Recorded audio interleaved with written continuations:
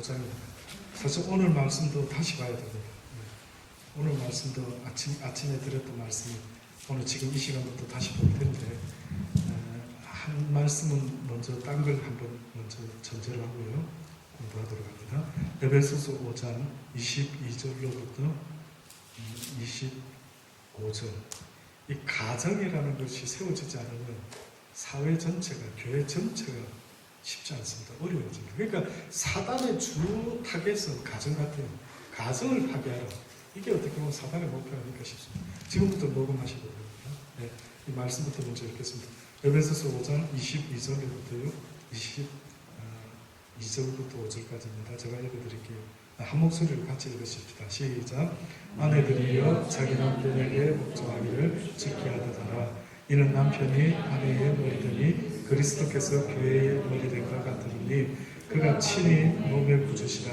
그러나 교회가 그리스도에게 이하듯 아내들도 본사의 그 남편에게 복종할지라. 남편들아 아내 사랑하기를 그리스도께서 교회를 사랑하시고 위하여 자신을 주신 같이 하라. 아멘. 하나님의 말씀입니다. 오늘 본문에 그 아침에 읽었던 본문 말씀 먼저 한번 보도록 합니다. 아침에 이렇게 말씀하셨죠. 미쁘다 이 말이요. 사람이 감독의 직분을 얻으려면 선한 일을 사모한다 함이로다. 이렇게 시작됩니다. 당시에 감독이라고 하는 것은 목사를 말합니다. 목사를 말하는데 당시에 목사도 두 종류의 감독이 있었습니다. 첫 번째 감독은 설교하는 감독이 있었어요. 두 번째 감독은 시리하는 감독이 있었습니다. 집사라는 직분은 나중에 이제 세워졌지만은 실질적인 교회 안에서의 그 어떤 리더자든 이제 먼저는 감독의 직분을 가진 목사였습니다. 한 가정에 질서가 있는 것처럼 교회도 이제 감독을 세웠는데 여기 보니까 이제 감독의 직분을 네가 진짜 얻으려고 하면은 조건이 있는데 첫 번째 조건이 뭐냐면 선한 일을 어떻게 해요? 사모한다. 이게 첫 번째 조건. 대단하죠. 돈 많은 사업하는 장면이 사업하는 이런 게 아니고 첫 번째 조건을 선한 일을 사모한다. 한번 여쭤볼게요. 성경이 말하는 선한 일은 뭘까요?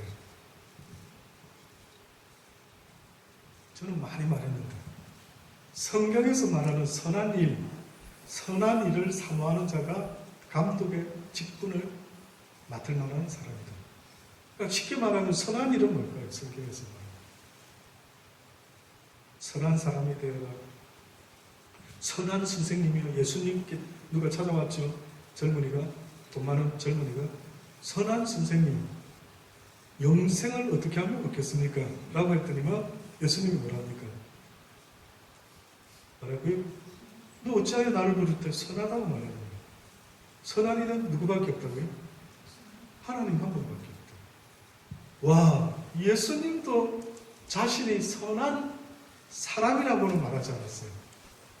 지금 여기서도 감독이 되려고 하면 선한 사람이 되어라 이렇게 말하지는 않고 있어요. 근데 이렇게는 말해요. 선한 일을 사모하는 자가 되어라. 이렇게.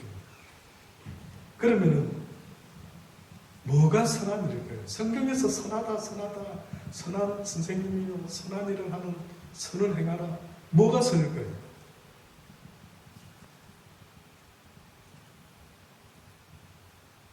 하나님 기쁘시게 하시고 말씀에 순종하는 것. 하나님을 기쁘시게 하시고 말씀에 순종. 그거는 믿음의 모습인데 선한 이야기를 할 때 선한 일. 예. 그럼 대표적으로 성경에서 선한 이야기를 하시고 싶어가지고 사마리아인 이야기가 있죠. 선한 사마리아인. 너도 선한 사마리아인 같이 되어라 이랬거든요. 그러면은 그게 무슨 스토리인가 보니까 어떤 사람이 예루살렘으로 내려가다가 강도를 만나서 피 흘려 죽어가게 됐는데 대제사장이 지나가다가 보고 누가 저렇게 조심 안 하고 다쳐가지고 나 급하니까 빨리 가야지. 또 서기관이 가다가 저 사람은 저렇게 다쳤고 가. 근데 사마리아 사람 그 당시 때 유대인들 사회에서는 아주 아이노크, 우리 옛날에 아이노크, 결혼, 다른 나라 사람하고 결혼한 이방인들처럼 이런 어떤 부류에 아주 멸시받던 부류가 있었는데 그 중에 한 사람이 가다가 보고는 그 강도 만난 사람을 피를 응급 조치해주고 중앙에 들어가서 나중에 내가 일 마치고 올 때 부비가 떠들면 갖다 주겠다라고 맡기고 책임을 다하고 떠나갔죠. 근데 예수님이 어떤 설교를 하다가 이제 그런 예를 들은 거예요. 누가 질문을 하기는 했습니다. 그 무슨 질문을 했느냐면 내 이웃을 내 몸과 같이 사랑해라 이랬더니만 누가 내 이웃입니까? 이렇게 물어본 거예요. 그 당시 때. 그러니까 예수님이 네 이웃이 누구냐고? 네 모르겠냐? 그럼 내가 알려줄게. 네가 1번지에 사니까 2번지에 사는 사람이 네 이웃이 아니고 이런 자가 네 이웃이다 라고 말하면서 이웃을 설명했는데 뜻밖에도 내 이웃은 강도 만난 자가 너의 이웃이다. 성경이 하나님이 우리에게 지금 알려주고 있는 이웃은요, 우리 옆집에 사는 사람을 이웃이라고 말하는 게 아니고 내 인생 가운데 내가 만나는 나의 도움이 필요한 하나님의 사랑을 나타내야 될 대상, 이런 사람이 곧 나의 이웃이다라고 그렇게 말한 거예요. 근데 이제 그 이웃을 이야기하면서 사마리아 사람을 어떻게 성경은 타이틀을 붙였냐면 선한 사마리아입니다. 선한 일을 한 사마리아입니다. 결국 제가 말씀드릴게요. 성경에서 말하는 선한 일이라는 것은 딱 한마디로 말하면 사람을 살리는 일. 사람을 살리는 일. 여러분은 혹시나 사람을 죽이는 일을 하고 있지 않습니까? 하죠. 많죠. 어떻게 하는 게 지금 나도 모르게 사람을 막 죽이고 있는 거예요. 미워하거나 오해하거나 저주하거나 사람 죽이는 겁니다. 지금 살인자예요. 그래서 성경에 말하는 살인자는 네 형제를 어떻게 하는 자마다 나가라! 욕하는 자마다 어떻게 된다고요? 살인하는 자. 안 무섭습니까? 누구 잠깐 미워한 건데 열받아가 하고 한 건데 그걸 살인자라는 거예요. 그래서 진짜 제가 늘 말씀드리죠. 세상에서 하지 말아야 될 일이 하나 있다면 사람을 미워해서는 안 된다. 그건 살인이죠. 근데 어렵죠. 잘 안 되죠. 그럼 제가 여쭤볼게요. 사람을 사랑하는 일 참으로 어려운 일이다. 오늘 유행가 가사 제목도 있었던 것 같습니다. 멜로디가 너무 괜찮았는데 사람을 사랑하는 일 참으로 힘든 일이다. 저는 그 굉장히 공감이 들어요. 제가 음악을 해서 그런지 몰라도 지금도 저는 가끔씩 음악 프로를 한 번씩 봅니다. 음악 프로를 보면서 옛날에 젊은 시절 통기타 치고 이렇게 했던 게 떠오르기도 하는데 사람이 사람을 사랑하는 일 참으로 힘든 것 같아요. 어때요? 왜 힘들죠? 어떻게 보면 사람이 사람을 사랑하는 일 너무 익사이팅하고 재밌고 내 행복과 직결되어 있잖아요. 그렇죠? 근데 왜 이게 어렵죠? 그래서 계속 나라와 나라가 싸우고 믿었던 친구와 배신당하고 세상에 믿을 놈 없다 그러고 막 교인과 목사가 싸우고 목사와 목사가 싸우고 뭐 이런 어떤 그치? 왜 사랑하지 못하죠? 그 원인이 뭘까? 사랑에 가장 걸림돌이 되는 게 있다면 뭘까요? 주님은 분명히 이렇게 말씀했어요. 너도 내 자녀지만 그도 내 자녀고 다 내 자녀다. 그러니 원수까지라도 네한테는 원수라고 할지라도 그 원수라도 너는 사랑해라. 그랬죠? 근데 우리가 현실적으로 성경에 있는 말씀 보면 성경의 말씀은 할만한 걸 써놓은 게 하나도 없습니다. 아십니까? 성경 이야기는 쉬운 이야기는 제가 볼 때 하나도 없어요. 뭔가가 전제 조건이 되지 않으면 다 어려워요. 그래서 지금 여쭤보는 거예요. 왜 사람을 사랑하는 게 당연한데 왜 안 되죠, 그게?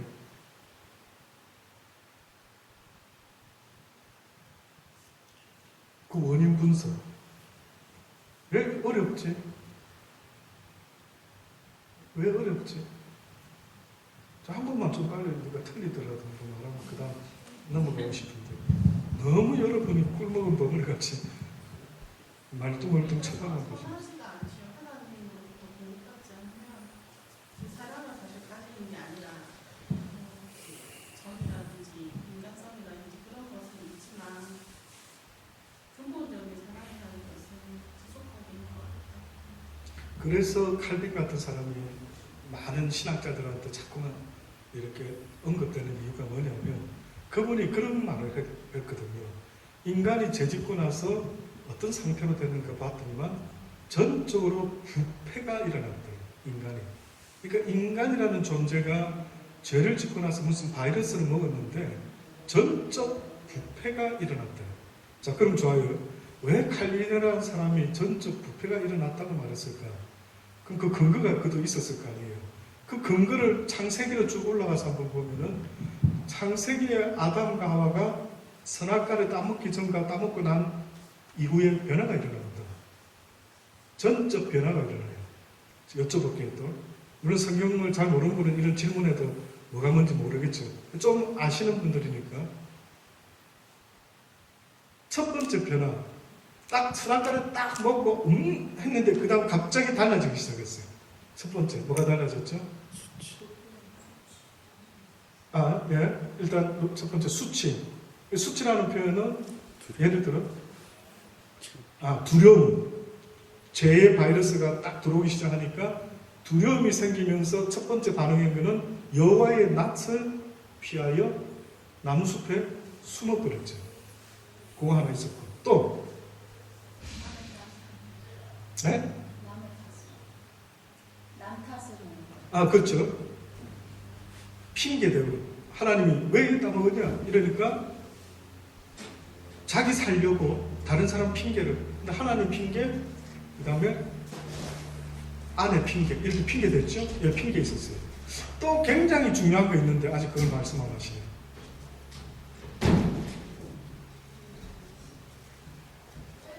딱 따먹자마자 성경에 보면 눈이 밝아졌댔어요. 무슨 뜻입니까? 시력이 좋아졌다? 1번 시력이 1.5로 뛰었다고. 눈이 밝아져가지고 그 다음 본 게 뭡니까? 자기가 벌거벗은 것을 보기 시작했어요. 그 전에 성경에는 아담과 하와가 벌거벗었으나 그들이 부끄러워하지 아니했다고 했어요. 그러면 벌거벗고 있는 게 부끄러운 거는 맞는 것 같아요. 근데 벌거벗고 있음에도 불구하고 부끄러워하지 않았다고 성경에 써놨어요. 근데 선악과를 딱 따먹고 나더니만 갑자기 변화가 일어났는데 눈이 밝아졌대요. 눈이 밝아지면서 갑자기 벌거벗은 게 보이기 시작했대요. 자, 그러면 선악과 따먹기 전에 눈과 따먹고 난 이후에 눈이 달라졌어요. 보는 게 달라졌어요. 또 한 번 말씀드려볼게요. 성경에 보면 어느 날 예수님이 소경을 갖다가 진흙을 툭툭 해가지고 진흙에 눈을 딱 이겨가지고 안수를 하고 씻고 와라 해서 뭐 보이냐 이랬더니만 뭐랍니까? 안소견이 나무 같은 것 같기도 하고 뭐 그런 게 뭐가 이렇게 왔다 갔다 하는 것 같고 이렇게 잘 못 봤죠. 그러니까 한 번 더 하고 나서 뭐가 보이냐니까 뭐라 말했어요? 만물을 밝히 보는지라 이렇게 했어요. 자, 이제 다시 아담으로 올라가 봐요. 아담이 선악과를 딱 따먹었더니만은 그 전에 갖고 있던 눈은 벌거벗었으나 부끄러워하는 그게 개의치 않는 눈을 갖고 있었어요. 그럼 이게 무슨 눈일까요? 어떤 의미일까요? 죄짓기 전에 아담의 눈은, 하와의 눈은 이렇게 말할 수 있어요. 영적인 눈을 갖고 있어요. 쉽게 말하면 육의 눈은 감겨 있었고 영의 눈을 뜨고 있었대요. 근데 성경은 어느 날 신약에 와서는 안타깝게 했죠. 눈 뜬 소경들은 너희가 볼 것은 보지 못하고 보지 못할 것은 보고 앉아 있구나. 이렇게 말하잖아요. 그러니까 아담과 하와가 처음에 갖고 있는 눈은 똑같은 우리와 같은 눈이었지만 그들은 영의 눈을 갖고 있었어요. 영적인 존재였던 것 같아요. 근데 죄를 딱 짓고 나니까 영적인 파워가 사라지고 말았어요. 영적인 어설러티가 없어진 거예요. 그러더니만 곧바로 육적인 일이 벌어지기 시작해요. 그래서 그 다음 보니까 갑자기 벌거벗은 게 부끄럽고 하나님의 낯을 피하여 숨게 되고 나무 이파리를 따가지고 치마를 만들어 입고 그쵸? 변화가 돼요. 그리고 아내를 갖다가 하나님을 갖다가 자기 살겠다고 당신이 지어준 여자가 먹어내서 먹었다. 이렇게 이제 자기를 위해서라면은 하나님도 팔고 아내도 파는 변질이 일어나고 말하는 거예요. 이게 육적인 저와 여러분의 모습으로 바뀌어진 거예요. 그러니까 육적인 인간이 되고 나서부터는 사람을 사랑하는 일, 그 불가능하다. 이래서 칼빈 같은 사람이 인간이 전적으로 부패를 했다라고 할 때 원래는 뭐였는데 도대체 어떻게 썩어 문드러지게 인간이 바뀌어버렸나? 그걸 말해줘야 되죠. 그러니까 원래는 어떻는가 보니까 영적인 눈이 있었다라는 그 상태는 하나님의 사랑이, 그래서 신학교에서는 그래 말합니다. 하나님의 은혜가 있었기 때문에 그들은 벌거벗었으나 은혜의 눈으로 모든 걸 봤기 때문에 그걸 부끄럽게 여기지 않았다. 그러나 죄 지으니까 하나님의 은혜가 사라져 버리니까 이제는 인간의 이쁜 모습이 보이는 게 아니고 안 좋은 모습만 눈에 띄기 시작하는 거예요. 안 좋은 모습. 그러니까 결국은 여러분이 살다가 이것도 신학자들이 다 그런 귀한 말을 하는 분들이 있더라고요. 저만 생각하는 게 아니더라고요. 결국은 누구를 사랑하는 일, 그것은 하나님의 은혜 없이는 불가능하다. 저는 그분 말에 동감. 제가 만든 말이 아니에요. 제가 읽었던 귀한 목사님의 누구를 사랑하는 것은 하나님의 은혜 없이는 할 수 있는 게 아니다. 그래서 하나님의 가장 큰 은혜가 뭡니까? 라고 하면 사람을 미워하지 않고 사랑하기 시작하는 이것이 예수 믿기 시작하면서 하나님이 나한테 베풀어준 가장 큰 은혜들. 돈 많은 것도 좋고 뭐 다 좋겠지만 하나님이 나한테 부어주시는 가장 큰 은혜라고 하는 것은 사람이 미워지지 않고 오히려 이해하고 용납하고 사랑할 수 있는. 그래서 이제 자, 사람을 사랑하지 못하게 되면 그 다음 어떤 문제가 있느냐? 어떤 것 같아요? 사람이 사람을 사랑하지 못하고 쉽게 부부끼리 사랑하지 못하면 어떤 일이 발생하죠?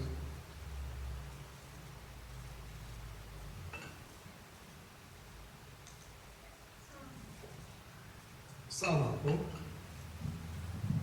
그래도 결혼할 때는 사랑해서 결혼한 거 맞죠?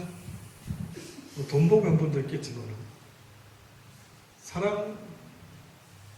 오늘 집사함 수 받으신 우리 철승 집사님 그 지난 저는 두 분이 사랑하는 걸 보긴 봤습니다. 결혼 전에 봤거든요. 네, 결혼 전에 봤는데 보니까 그때 한참 좋아서 손 붙잡고 다니면서 연애하던 그 모습을 뭐 어쨌든 저는 저 기억에 그렇게 그것도 나이가 한 살 차이가 이제 많은데도 불구하고 그런데도 불구하고 젊은 색시 얻을만도 한데 했다. 그럼 눈에 뭐가 씌었죠? 뭡니까? 사랑의 콩깍지가 씌었기 때문에 그때는 분명히 결혼했죠. 그런데 어느 날 살아보니까 이게 아침에 말씀드린 것처럼 점점 사라지기 시작하다가 맨 마지막에 뭐 같다고요? 묻어주기 위해서 살아가고 있는 이런 상황까지 되는 겁니다. 이걸 해결해야죠. 저도요, 하루를 살아도 정말 행복하게 사랑 가운데 살다가 죽어갔으면 좋겠어요. 사랑 가운데 살다가 죽어갔으면 좋겠어요. 혹시 타이타닉호 영화 보신 적 있습니까? 타이타닉 보셨죠? 타이타닉호 때 누가 죽고 누가 살죠? 예? 남자가 죽고 주인공 여자가 뗏목에서 살죠. 자, 그럼 또 여쭤볼게요. 누가 불행한 사람이고 누가 럭키입니까? 잘 생각 한번. 딴 때는 막 일이 바쁘시니 생각하든 잘 안 하시죠. 이 시간만이라도 권면드립니다. 잠깐 한번 생각을 해보셔요. 재호 집사님 영화 봤습니까? 예. 혹시 기억은 좀 납니까? 다 납니까? 그 저기 남자 주인공이 여자 주인공 뗏목에 얹어놓은 그 장면 특히 기억나죠? 저는 문짝입니까? 야, 저런 디테일한 어쨌든 뗏목 같은 문짝에다가 올려놨는데 그때 이제 조금 지나자마자 그 주제가 나오지 않습니까? 그 타이타닉 그 주제가, 그렇죠? 그 뗏목이 어쨌든 문짝 위에 그 아가씨를 올려놨죠. 그리고 남자는 저는 보면서 이런 생각했어요. 아, 해피님은 왜 문짝 사이즈가 저 모양이지? 조금 더 큰 문짝이 있어가지고 남자도 올라가서 살았으면 좋겠다. 저 보면서요. 해피님은 딱 1인용이 나왔지? 너무 안타깝게 봤어요. 남자가 그래도 어떻게 해요? 올라가지 않고 보통은 사랑만 안 했으면 그렇죠. 잡아 당기고 이렇게 올라가서 이렇게 살았겠죠. 근데 희한한 일이 벌어진 거예요. 힘은 분명히 남자가 센 건데 이게 희한한 일이 벌어진 거예요. 설명 안 되는 일이 벌어진 거예요. 이 모습의 엄마가 봤으면 그렇겠죠. 이놈아, 네가 힘이 센데 이때까지 엄마가 밥 먹여서 키워놨더니만 그 기집애 내려뜨리고 네가 살아야지. 엄마는 그랬겠죠. 엄마는. 근데 이 남자는 사랑하는 여자를 살려놓고 거기서 붙잡고 있다가 얼어가지고 죽어서 착 바닷속에 빠지는 거예요. 제가 지금 물어보는 겁니다. 다시. 누가 행복할까요?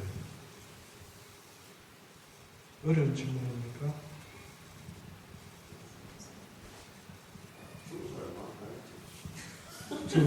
그러니까 만약에 여러분 같으면 어느 쪽 택하랍니까? 뗏목 위에 사람? 문짝 위에 사람? 아니면 문짝 붙잡고 있다가 물에 빠져 내려가는 사람? 여러분 같으면 솔직히 그동안 생각 안 해봤지만 지금 잠깐 나 같으면 문짝 위에 사람이 됐으면 좋겠습니다. 아니면 빨리 한번 말해요. 한 분씩 다 말해요. 우리 태희 사모님부터. 그 1번 번호 붙일게요. 1번 문짝 위에 있었으면 좋겠다. 2번 그냥 문짝 위보다는 그 상황이라면 그냥 바다에 있는 게 낫겠다. 그 서서히 죽어가더라도 1번, 2번. 방금 생각해보니까요. 네. 배신이 같으면 제가 배신이 문짝에 놨고 저는 물속에 있고 그렇죠. 별이 아빠 같았으면 별이 아빠 제가 물속에 있는다고 해도 별이 아빠가 대단하지. 그러니까 그럴 수는 있는데, 그러니까 문짝이 좀 넓으면 돼 그랬잖아요. 문짝이 넓으면 별이도 얹어놓고 저 찐이도 얹어놓고 우리 태희 사모도 올려놓고 이러면 되는데, 이게 해필이면은 문짝이 딱 어중간하다 해가지고 그러면 애들을 살려놓고 그럴 수도 있고 하여튼 무슨 말인가 모르겠어요. 그러면 사모님은 만약에 선택한다면은 문짝 위 아니면 아래? 잘 모르겠죠. 좀 어렵죠. 그 다음은 우리 최 집사님. 문짝 미쳐. 문짝 위. 주저하지 않고 문짝 위. 좋습니다. 일단 전체 분위기를 한번 보고요. 우리 철성 형제, 철성 집사. 같이 물속으로 안 된대잖아. 상황이.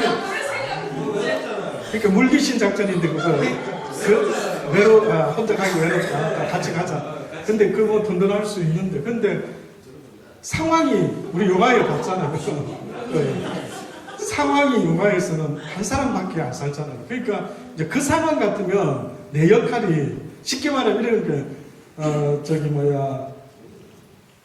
진화자매를 살려놓고 나는 물 밑에 있을 것인가, 아니면 진화는 나보다 좀 더 살았으니까 내려놓고 내가 좀 더 살아야 되겠다 해서 이렇게 올라갈 거, 이런 거 물어보는 거지.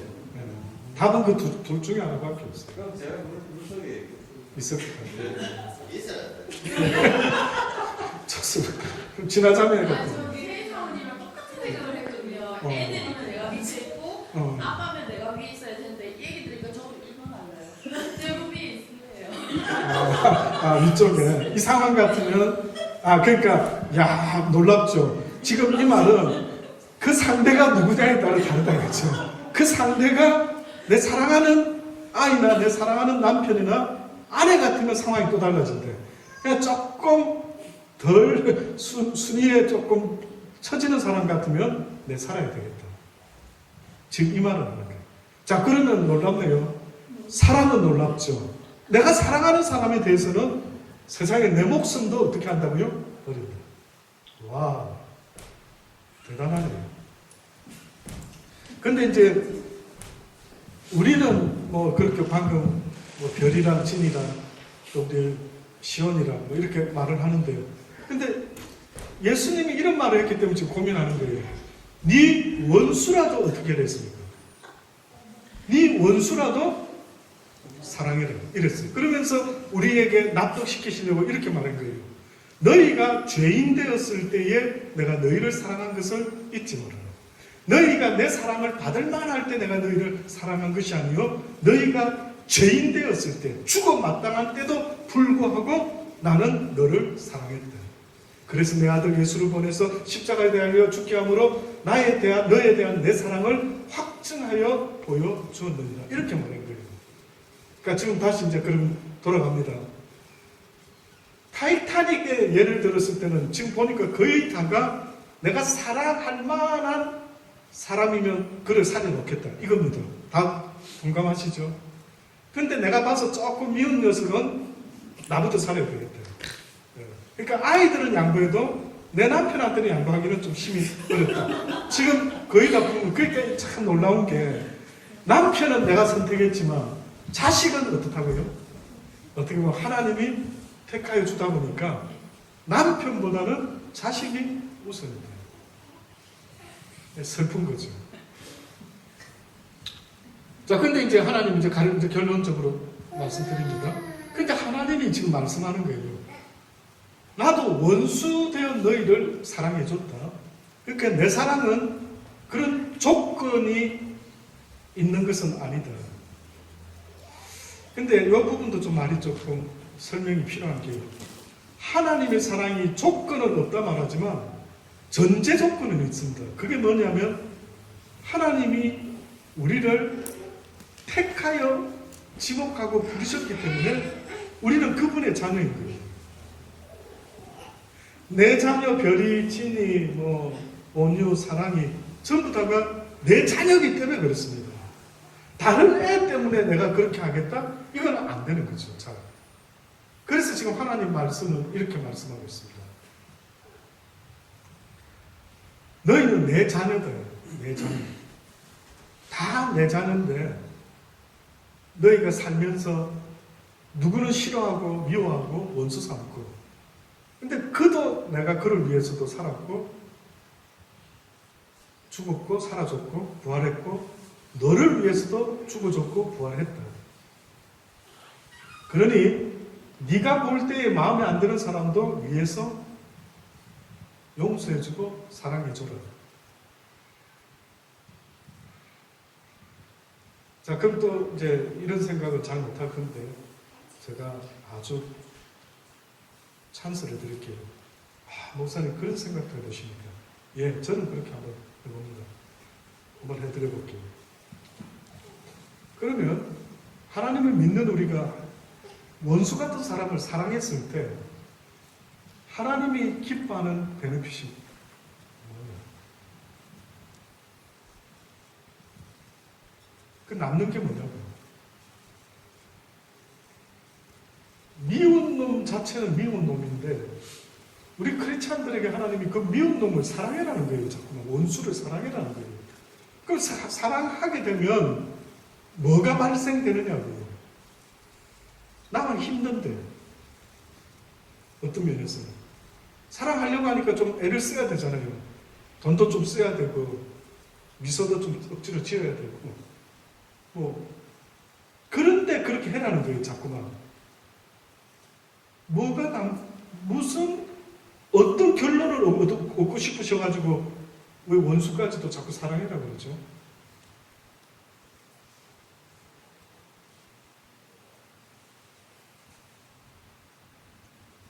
그죠? 미운 놈은 하나님, 미운 쟤네들은 그냥 제껴놓고 조금 하나님 보기도 괜찮고 나도 보기에 괜찮고 이런 사람을 좀 사랑하면 안 되겠습니까? 근데 만약에 다 사랑해라, 그 why? 굳이 그렇게 벅차게 살 필요가 뭐 있습니까? 왜 하나님 그렇게 자꾸 말씀합니까? 그 이유가 뭐냐고요.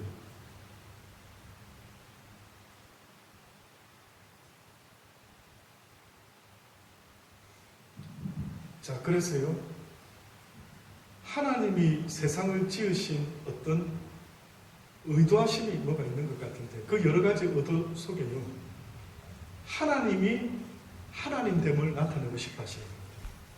잘 들어보세요. 하나님은 자신이 하나님됨을 나타내고 있어요. 그래서 성경에 보면 그걸 어떻게 표현하냐면 공의의 하나님이다 이렇게 말해요. 공의. 우리가 하나님을 이야기할 때 사랑을 이야기도 하지만요, 사랑만 있는 게 아니고 공의가 있다. 공의. 그래서 이제부터 제가 말하려고 하는 것은 하나님의 사랑에 조건을 하나 붙이자면 그분의 사랑은 공의의 사랑입니다. 잘 생각해 보세요. 프라이빗 사랑 말고요, 에로적인 사랑, 내가 좋아하는 것만 좋아하는 이런 사랑을 우리는 늘 배워왔고 그렇게 알게 모르게 들어왔는데, 어느 날 하나님이라는 분이 우리에게 말씀하는 것은 내가 너희를 이처럼 사랑했다 할 때, 죄인 되었을 때 사랑했다 할 때 들어보니까 그 의미 속에는 일반 사랑이 아니라 무슨 사랑이 전제되어 있냐면 공의의 사랑이 전제되어 있다. 그래서 우리가 공의의 사랑을 하지 않으면 무슨 문제가 일어나냐면 하나님을 영광되게 할 수가 없다. 하나님을 하나님되게 나타낼 수가 없다. 하나님은 궁극적으로 우리를 통해서, 자녀를 통해서 그분이 어떤 하나님인가를 온 땅에 선포하기를 원하시는데, 뜻밖에도 그분이 영광받는 그 어떤 선포의 모습은 우리가 공의의 사랑으로 나타날 때에 하나님의 영광이 우리를 통해서 받게 된다. 그래서 초대교회 성도들이 제 것을 조금도 제 것으로 여기지 않고 모든 일을 사랑할 수 있는 그 놀라운 마음을 가지고 막 사랑을 나타내었더니만 이방 사람들이 보고는 뭐라고 했다고요? 칭송했더라. 대단하다. 저들 대단하다. 곧 다시 말하면 저들이 섬기는 하나님이 대단하다. 자, 그래서 이 이야기가 1장, 오늘 본문의 1장 하다가 좀 여기까지 왔습니다. 미쁘다 이 말이요, 사람이 감독의 직분을 얻으려 하면 선한 일을 사모한다 하미로다. 이 선한 이야기 지금 하기 위해서 지금까지 이야기를 해봅니다. 그러므로 감독은 책망할 것이 없으며, 두 번째, 책망할 것이 없다.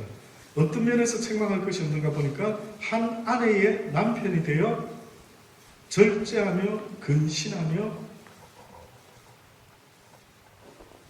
그 다음 뭡니까? 아담하며, 나그네를 대접하며 가르치기를 잘하며 술을 즐기지 아니하며 구타하지 아니하고 오직 관용하며 다투지 아니하며 돈을 사랑치 아니하고 자기 집을 잘 다스려 자녀들로 모든 단장함으로 복종케 하는 자라야 한다. 이게 가장 마지막 마무리입니다. 자녀들을, 집을 잘 다스린다는 것은 자녀들로 모든 단장함으로 복종케 한다. 단장함으로 복종케 한다는 것은 하나님의 말씀으로 잘 양육해서 그 말씀에 복종할 수 있는 자녀들로 만들어낸다. 사람이 자기 집을 다스릴 줄 알지 못하면 어찌 하나님 교회를 돌아보리. 그러니까 교회의 일꾼은 곧 집안의 일꾼이어야 하고, 집안의 일꾼이 괜찮은 일꾼이 곧 교회의 괜찮은 일꾼이 되어야 합니다.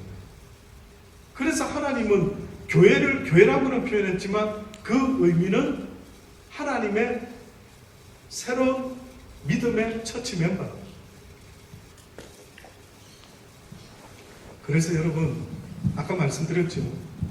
결혼한 남편, 결혼한 아내, 결혼해서 낳은 아이들 얘네들이 나랑 한 가족이 되어 오손도손 행복하게 잘 산다 라고 생각을 하고 있지만 그 넌센스다. 넌센스. 아직도 못 느끼십니다.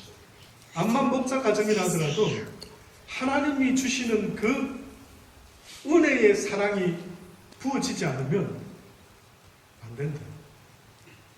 너무 많은 말을 드리면 혹시 여러분 다 잊어먹을까봐 하나라도 지금 드리고 싶은 거는 아침에 설교했던 말씀 중에 이렇게 표현을 했었습니다. 하나님이 주는 게 있어요. 성경에 보면 세상이 줄 수 없는 건데 하나님이 주시는 게 있대요. 그게 뭐라고요? 뭐라고요? 평안이랬습니다. 잘 지금부터 하는 말만 그냥 앞에 거는 그냥 앉아 있었다. 그럼 지금 조금만 깨어 있으십시오. 지금부터. 자, 세상이 줄 수 없는데 하나님은 주시는 게 있대요. 그는 하나님만이 주실 수 있는 거래요. 그는 우리가 내가 원하면은 무조건 가질 수 있는 게 아니고 줄 수 있는 분, 그분만이 갖고 있는 것인데 그분만이 원하는 자에게 줄 수 있는 게 있답니다. 그게 평안이라는 거예요. 성경은 평안, 샬롬 이렇게 말했는데 이것을 다른 말로 말하면 뭘까요? 평안이라고도 할 수 있지만 행복한 감정. 가짜 행복 말고 진짜 행복이라는 것은요. 진짜 평안이라는 것은 평화로울 때 평안한 것을 평안하 말하지 않고 성경이 지금 하나님만이 주실 수 있는 평안은 세상에 돈이 있을 때만 주는 평안이 있지만 돈이 없어지면 얻을 수 없는 것처럼 성경이 말씀하는 평안이 있다는 거예요. 그래서 이 평안은 그분만이 줄 수 있는데 그 평안은 어떤 평안이냐면 세상에서는 얻을 수 없는 거라면서 돈이 있어서 편리한 건 얻을 수 있어도 심령의 평안은 못 얻는다라고 하시면서 이야기하시는데 그것은 하나님만이 주실 수 있다. 가난해도 두렵지 않고 혼자 살아도 무섭지 않고 오직 그분만이 있다면은 그분이 부어주시는 그 평안만 있다면은 죽음도 겁내하지 않는 그 평안. 와, 놀랍죠? 우리는 죽음 앞에 바들바들 떠는데 그분이 주고 싶어 하는 거는 죽음도 떨리지가 않는 거예요. 그 대단한 거 아닙니까? 자, 이제 그분이 그걸 준대요. 줄 수 있대요. 근데 아침에 설교한 거 기억나십니까? 근데 문제는 누가 그것을 얻을 수 있는가 봤더니만 어떤 자에게 주실 수 있는 거라고요? 하나님의 말씀에 순종하는 자에게 주는 거예요. 그래서 그 집안에 하나라도 하나님 말씀에 순종하는 사람이 있으면 그 사람을 통해서 그 집안 전체가 구원받는 은혜가 있는데 그 바이러스는 사랑의 바이러스를 말하는 거예요. 보세요. 삭개오가 갑자기 예수님을 영접하더니만 주여 재산 반을 뚝 잘라가지고 가난한 자들에게 나눠주고 누군가의 것을 토색한 것이 있으면 4배나 내가 갖겠나이다. 지금 변화가 일어났죠. 삭개오가. 무슨 변화를 말합니까 지금? 자기만 사랑했던 이기적인 왜곡된 욕망으로 살았던 그가요. 하나님의 사랑을 받아들였던 거예요. 그래서 하나님의 사랑을 딱 깨닫고 나서 자기도 이제 그게 순종하겠다.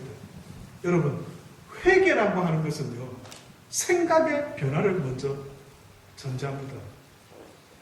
회개하라, 천국이 가까웠다. 생각을 회개라는 거예요. 잘못된 생각을 바꾸라고 이야기를 합니다. 자, 그런데 이 평안을 누구에게 주는가라고 봤더니만 하나님의 말씀에 순종하는 자에게 얻을 수 있다. 선악과를 따먹는 불신종을 했더니만은 영적인 눈이 팍 사라지고 그들 심령 속에 무엇이 쑥 들어왔다고요? 두려움, 수치스러움, 이렇게 쑥 들어오니까 하나님의 낯을 피해서 숨어버리고 말았다는 거예요. 그러면서 그 다음 하는 말이 당신이 지어준 이 여자가 먹으라 해가지고 내가 먹었대. 한마디로 말하면은 죄 지은 결과는요, 하나님의 사랑을 잃어버린 거예요. 오늘 이 시대에 수많은 가정들이, 교회들이 싸우고 다투고 무너지는 것은 하나님의 사랑을 모르기 때문에, 얻지 못했기 때문에 무너진 거예요.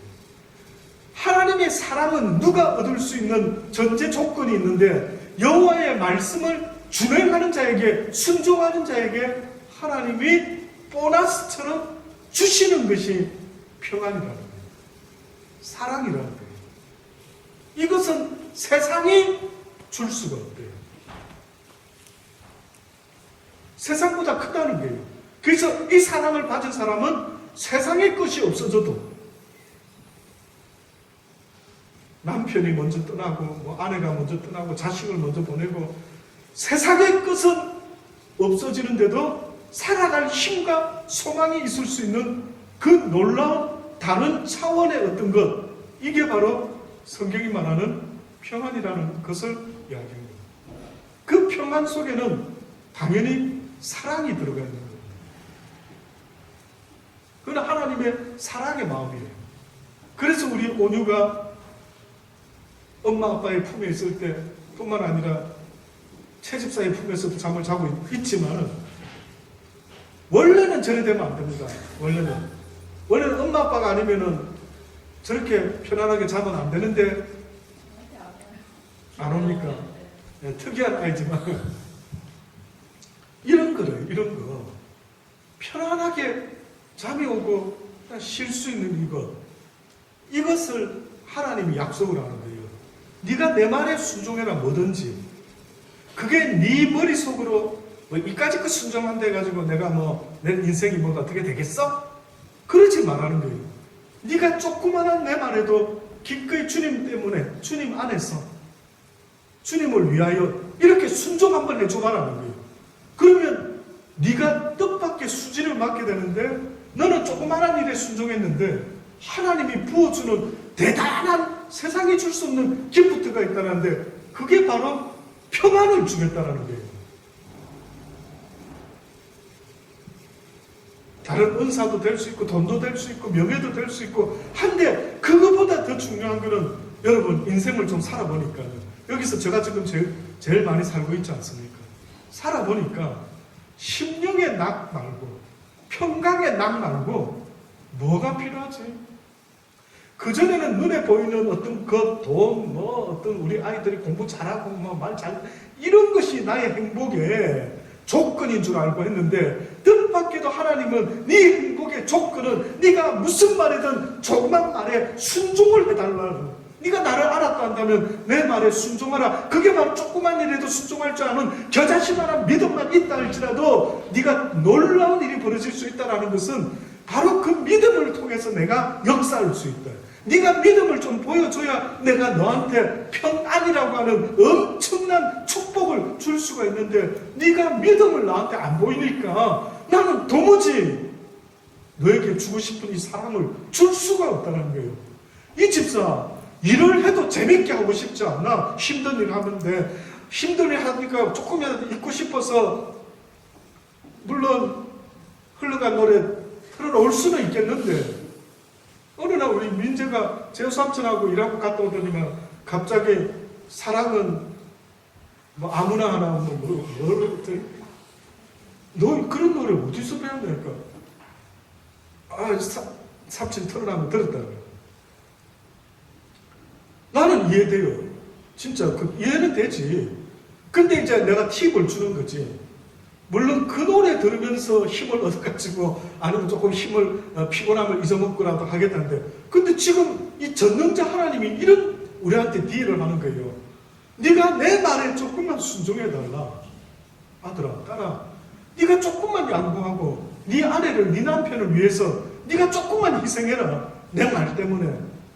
그냥 확 화내고 싶고 미워하고 싶은데 그걸 반대로 바꿔봐라는 거예요. 용서할 이유를 만들어내고 사랑할 이유를 만들어내서 내가 말하는 거는 너한테 큰 거 요구하는 거 아니지 않느냐. 네가 마땅히 사랑할 만한 그 사람을 위해서 기꺼이 사랑하려고 애를 써주면은 내가 그 조그마한 믿음의 순종해줌을 보고 너한테 딜을 해주고 멋진 걸 선물 주는데 그게 바로 평안이라는 거예요. 여러분이 맛을 못 보니까 이 말을 제가 해도 모르지요. 그게 무슨 맛이 그래 좋나? 목사님 그거 그래 좋아요 평안이? 좋다랍니다. 저도 한때 은혜 받을 때 평안이 나를 주관하면 지금 나를 불러가시는 게 딱 좋겠다.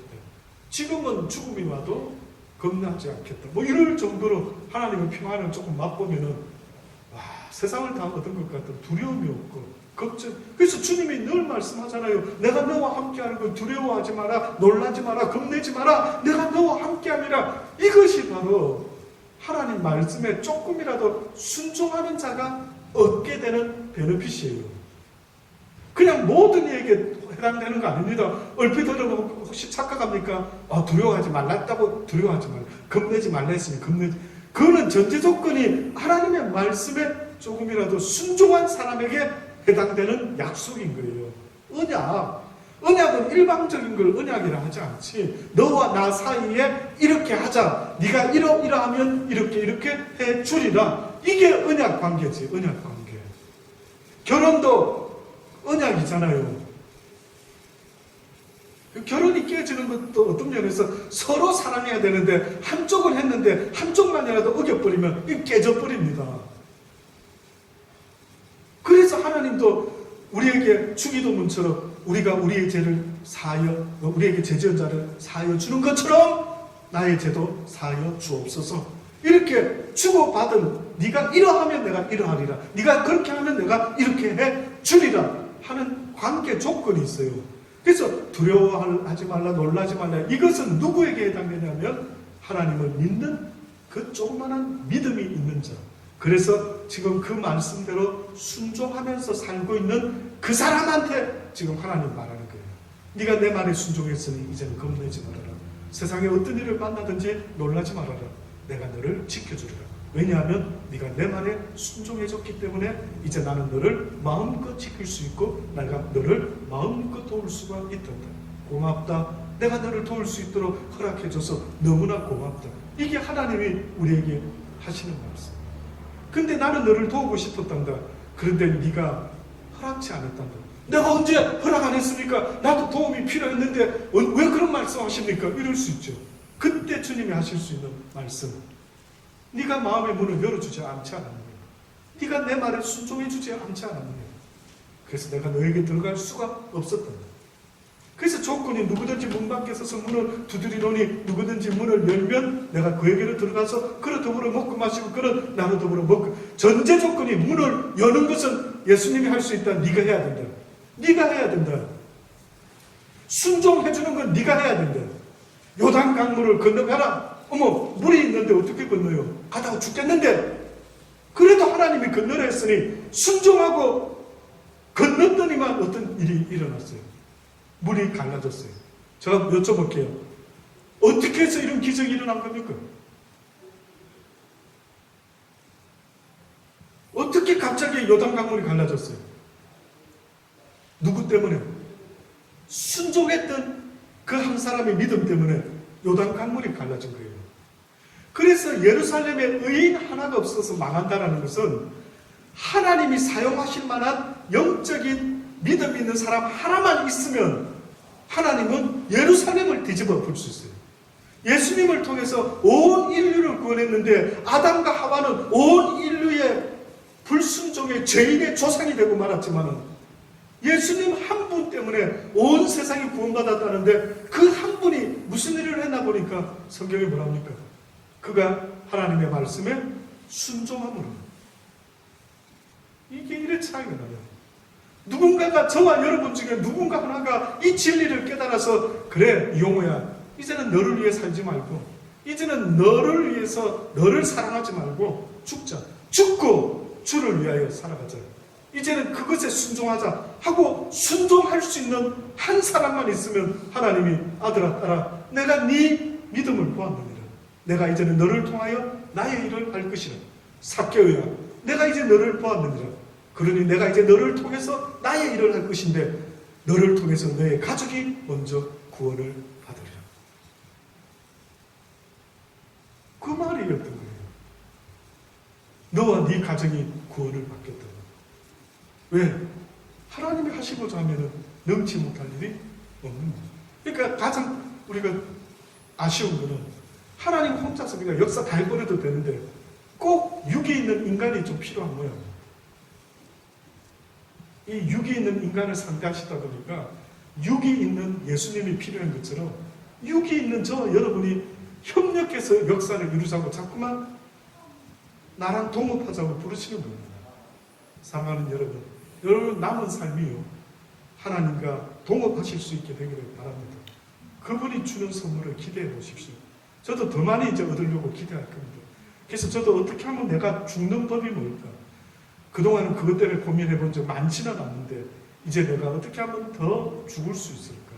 그래서 저는 요즘 저희 아내가 뭘 이야기하면 무조건 들어주려고 애를 씁니다. 그대로 원한다면 같이 하겠어. 이렇게 이야기하면서. 그리고 실제 계속 몸부림칩니다. 그대가 원한다면 그렇게 하시오.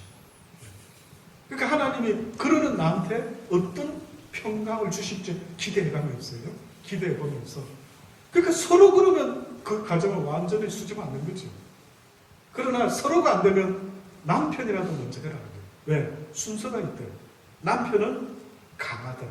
집안에 남편이 어떻게 보면 제사장인데 성경이 뭐라 합니까? 사랑하는 자여 교회 예수님이 교회를 사랑한 것처럼 남편도 지 아내를 지 몸같이 사랑해라. 사랑은 희생을 말하거든요. 먼저 희생의 본을 보여라. 그래서 저도 이제는 사람을 상대하지 않고 주의 말씀 때문에 내가 저 여인을 때로는 마음에 안 드는 구석이 조금씩 나오기는 하지만 그래도 주님이 사랑이라 했으니까 사랑해야지. 이런 마음으로 덮고 허단 허물을 덮고 가보는 거지. 순종하는 거지. 갈 바도 알지 못하고 내가 이렇게 순종했다가 앞으로 내 노후가 걱정된다면 갈 바를 알지 못하지만 막 그냥 내려놓고 가는 겁니다. 그래? 그냥 내가 이렇게 쥐어잡혀 살든지 뭐 나중에 어떻게든 좋아. 그래 가보지. 갈 바도 알지 못하지만 제가 믿기는 참으로 복된 아들이다. 참으로 복된 딸이다. 너의 그 순종을 내가 도와노라. 주님 보고 싶어하는 그거 말고 뭐 있겠습니까? 네가 뭐 성경 일을 하는 거 보았노라, 이 구제하는 거 보았노라. 글쎄 그런 것도 이런 것도 있겠지만 나 여호와의 말에 순종해 줄 것을 내가 보았노라 라고 하실 줄 믿습니다. 그렇게 행복된 가정 되시길 바라고 그 행복이 차고 넘쳐서 교회도 행복된 교회가 되고 이게 차고 넘쳐서 시드니 전체가 우리 때문에 저렇게 살아야 되는데 하는 하나님이 기뻐하는 선한 교회 되기를 주의 이름으로 축원합니다. 기도하십시오. 이 시간에 우리 말씀을 한번 생각해 보면서 한 교회의 직분자도 가정에서 먼저 제대로 된 남편, 아내를 하나님은 이야기를 하고 있습니다. 오늘 더 해야 될 이야기가 많지만 시간상으로 이렇게 말씀을 일단 맺습니다. 여러분 주신 말씀을 한 번 더 생각해 보면서 혹시나 지금까지 살아갈 때에 그냥 놓쳐버린 내가 어디에 힘을 이렇게 쏟았지? 내가 무엇하고 이렇게 씨름을 하면서 살아왔지? 정말 씨름해야 될 것이 있다면 그 말씀에 순종하는 것 이것 말고는 내가 하나님의 귀한 축복을 얻을 수 없다는 사실을요 여러분 잊지 마시고 하나님이 부어주시는 재물을 누릴 수 있는 축복도 있다는 사실을 잊지 마세요. 세상에서 독하게 해서 버는 그 재물 가운데 누릴 수 없다는 사실을 잊지 마시고 하나님이 주시는 축복은 세상에서 얻는 것과는 전혀 다르다는 사실 잊지 마시며 오늘 주신 말씀 붙잡고 우리 한번 기도하시면 되겠습니다. 같이 기도하십시오.